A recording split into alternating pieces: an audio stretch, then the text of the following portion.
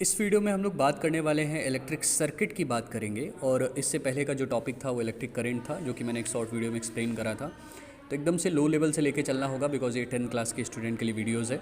चलिए, यहाँ पर सबसे ऊपर आप डेफिनेशन देख रहे होंगे। डेफिनेशन में मेंशन है यहाँ पे, the continuous and closed path of an electric current is called an electric circuit. मतलब सबसे इंपॉर्टेंट टर्म क्या है? Close path. हमारे पास कैसा पाथ होना चाहिए?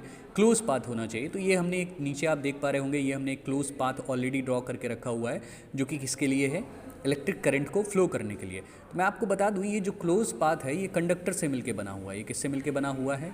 ये कंडक्टर से मिलके बना हुआ। तो एक्चुअली कंडक्टर्स का काम क्या होता है? कंडक्टर्स का काम होता है इलेक्ट्रिसिटी को कंडक्ट करना। ये अपने अंदर से इलेक्ट्रिसिटी को कंडक्ट कराते हैं, तभी इलेक्ट्रिसिटी कंडक्ट हो पाती है। तो या कॉपर हो गया या एल्युमिनियम हो गया, तो वायर से मिला के ही कोई भी इलेक्ट्रिक सर्किट बनाया जाता है। तो यहाँ पर इलेक्ट्रिक सर्किट में और भी चीज़ें हमको जोड़नी पड़ेंगी इलेक्ट्रिक करंट को फ्लो करने के लिए। तो सबसे पहले इलेक्ट्रिक करंट को फ्लो करने के लिए अपने आप को जोड़ना पड़ेगा यहाँ पर सेल को या बैटरी को। तो हम सबसे पहले सेल यहाँ पर ऐड कर लेते हैं इलेक्ट्रिक सर्किट में इलेक्ट्रिसिटी फ्लो कराने के लिए। तो यहाँ पर देख पा रहे होंगे एक सेल लिया हुआ है हमने, जिसमें एक बड़ी प्लेट है और एक छोटी प्लेट है। जो बड़ी प्लेट होती है उसको हम लोग पॉजिटिव बोलते हैं, और जो छोटी प्लेट है उसको अपनो नेगेटिव बोलेंगे।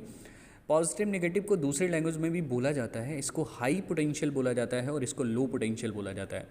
आप लोग 10th क्लास में हैं, आप लोग इलेक्ट्रिक सर्किट पढ़ रहे हो, इसके बाद आपको पोटेंशियल पढ़ने को मिलेगा, electric potential and potential difference.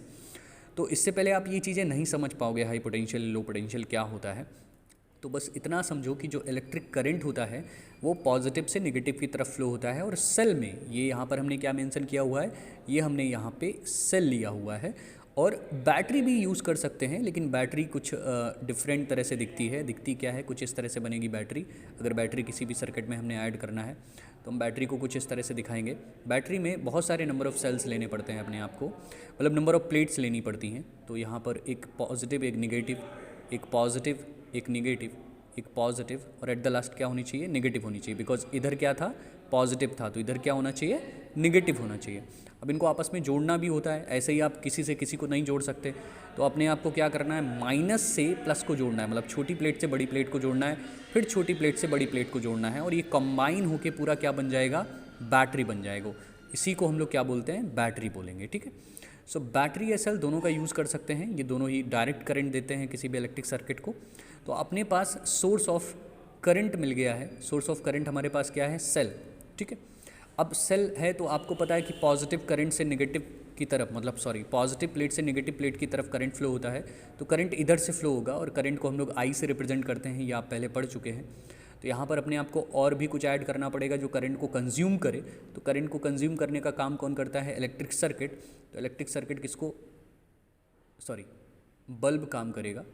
Current को कंज्यूम करने का काम कौन करेगा? बल्ब करेगा। माफ़ करिएगा, करंट को कंज्यूम करने का काम कौन करेगा? बल्ब करेगा। जो बैटरी से, जो सेल से जो एनर्जी आ रही होगी उसको ये लाइट एनर्जी में कन्वर्ट करेगा और ग्लो करेगा। आगे चल के हम और भी चीज़ें इसमें ऐड कर सकते हैं, जैसे कि आपने पहले भी देखा होगा कि हम लोग ने जो इससे पहले के वीडियो में था उसमें अमीटर जोड़ा हुआ था। बिकॉज अमीटर एक मेजरिंग डिवाइस है जो कि किसको मेज़र करता है? इसका काम होता है इलेक्ट्रिक करंट को मेज़र करने का। तो हम लोग अमीटर भी लगाते हैं। इस तरह का सिंबल होता है अमीटर का। तो अमीटर सिर्फ और सिर्फ इलेक्ट्रिक करंट को मेज़र करने का काम करेगा। तो अमीटर भी लगाते हैं, और भी बहुत सारे मतलब डिवाइसेस का इस्तेमाल करते हैं इस इलेक्ट्रिक सर्किट के साथ। यहाँ पर अपने आप को की भी लगानी पड़ेगी। तो एक की लगा देते हैं। की कुछ इस तरह से लगाते हैं। दो तरह की की होती हैं, एक स्विच की होती है और एक प्लग की होती है। ठीक है। तो ये है आपका प्लग की। स्विच की कुछ इस तरह से दिखता है, अभी हम आपको अलग से सिंबल भी बताएंगे। ये कुछ इस तरह से दिखता है स्विच की, ये इस तरह से। इसको अपने आप को प्रेस करना होता है, देन सर्किट आपस में कनेक्ट हो जाता है, और कनेक्ट होने के बाद में इलेक्ट्रिसिटी फ्लो होने लगती है। तो सबसे मोस्ट इंपॉर्टेंट थिंग क्या है? सर्किट कैसा होना चाहिए? क्लोज होना चाहिए। और अगर सर्किट ब्रेक होगा कहीं बीच में तो इलेक्ट्रिसिटी नहीं फ्लो होगी किसी भी इलेक्ट्रिक सर्किट में। तो मैंने स्टार्टिंग में बताया कि सर्किट में सबसे इंपॉर्टेंट टर्म क्या है? क्लोज पाथ, जो कि यहाँ पे ऑलरेडी मेंशन है, आप देख रहे होगे।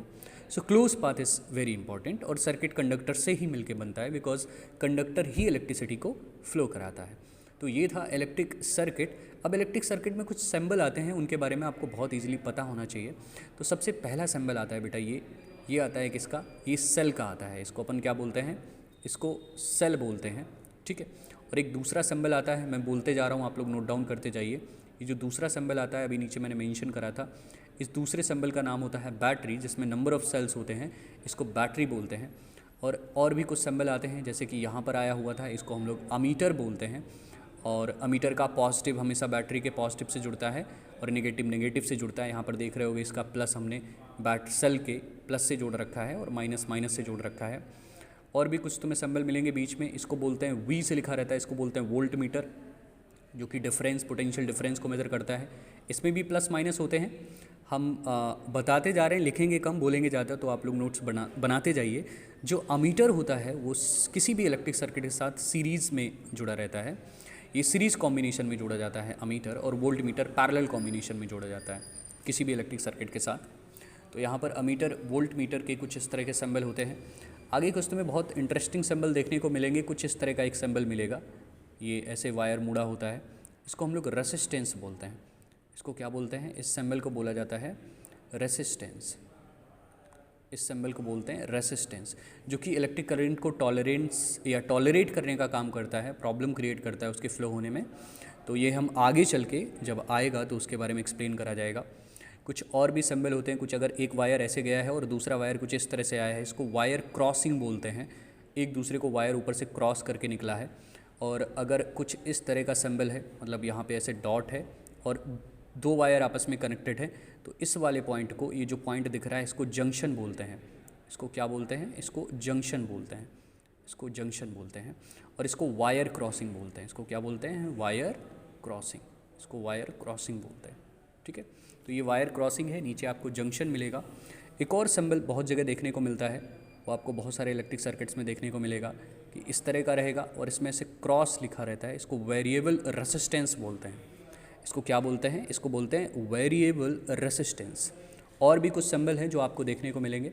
एक इस तरह का भी सिंबल होता है, माफ़ करिएगा, इस तरह का सिंबल होगा, इस तरह का सिंबल होगा, और इसको पूरा कंप्लीट कर देते हैं पहले। इस तरह का सिंबल होगा, एक वायर ऊपर से आया होगा एरो के साइन के साथ, इसको रियोस्टेट बोलते हैं। इसको रियोस्टेट बोलते हैं। टाइम टाइम पर जब इलेक्ट्रिक सर्किट में ये सिंबल आते रहेंगे तो मैं आपको वहाँ पे एक्सप्लेन करता रहूँगा।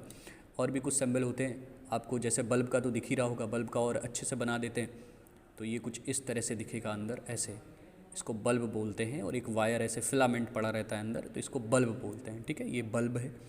ओके, तो ये कुछ बेसिक सिंबल हैं जो कि इलेक्ट्रिक सर्किट में यूज़ में आएंगे। अगर कुछ नया बीच में कहीं पर आता है तो मैं आपको एक्सप्लेन करूँगा। तो ये सिंपल सा था इलेक्ट्रिक सर्किट। तो आई होप आपको समझ में आया होगा। मिलते हैं नेक्स्ट वीडियो में।